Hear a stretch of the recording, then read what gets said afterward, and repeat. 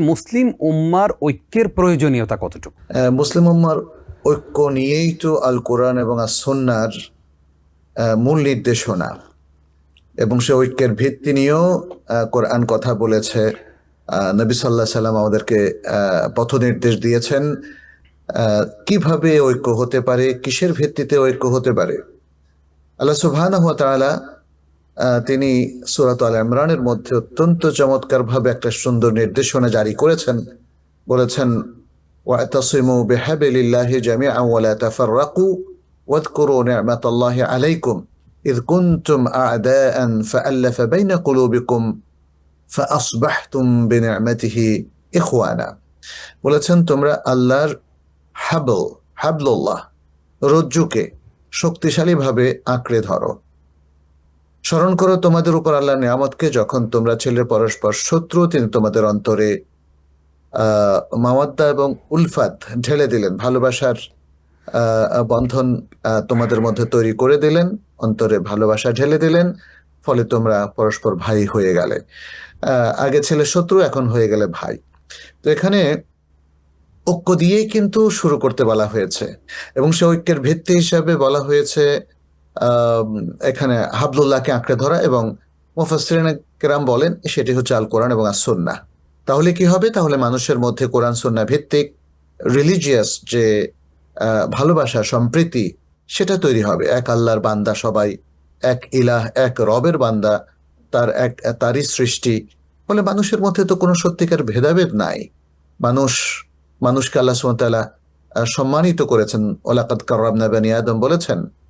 ফলে মানুষের মধ্যে যে ভুল বিভ্রান্তি কালের আবর্তনে গড়ে ওঠে, তাদের নিজেদের কিছু ভুল ত্রুটির কারণে এবং কর্মকাণ্ডের কারণে, সেটা আল্লাহ সুবহানাহু ওয়া তাআলা ধুয়ে মুছে সাফ করে তাদের অন্তরে ভালোবাসা ঢেলে দেন এই দিনের ভিত্তিতে। কারণ তারা সবাই আল্লাহর বান্দা এবং একই দিনের অনুসারী, ফলে তারা হয়ে যায় পরস্পর ভাই ভাই। তা আজকে আপনি বলেছেন আসলে মূলত প্রথমে কথা আলোচনা করার জন্য যে আমাদের ঐক্যের কোনো প্রয়োজন আছে কিনা।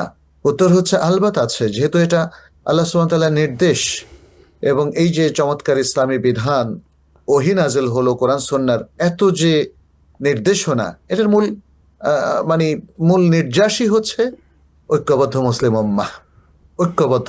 মুসলিম উম্মাহ সারাক্ষণ নিজেদের মধ্যে ঝগড়া করবে, একে অপরের বিরুদ্ধে বিদ্বেষ পোষণ করবে, কিংবা আক্রমণ করবে, একে অপরের সাথে খারাপ সম্পর্ক তৈরি করবে।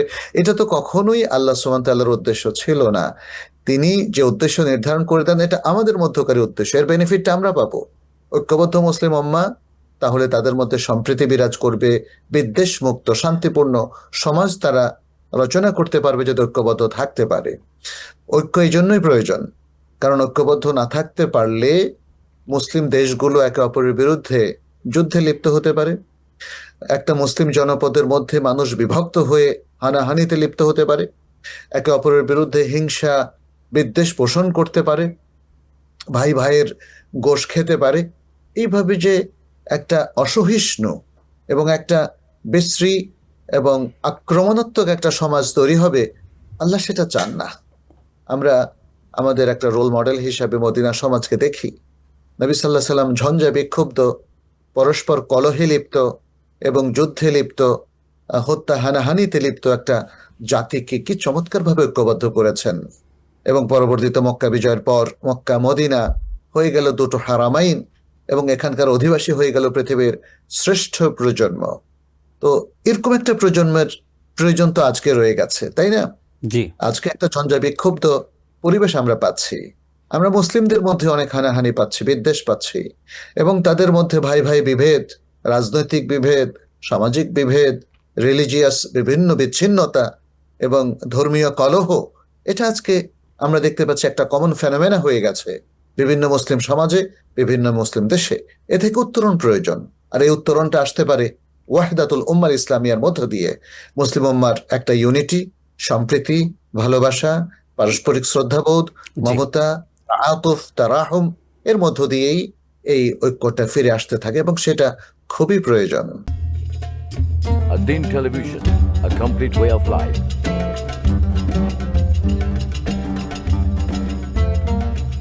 প্রিয় দর্শক, ধন্যবাদ আদ্দিনের সাথে থাকার জন্য।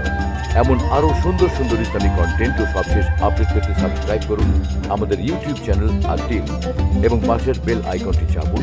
পরবর্তী সকল ভিডিও নোটিফিকেশন পেতে যুক্ত থাকুন আমাদের সোশ্যাল মিডিয়ায়।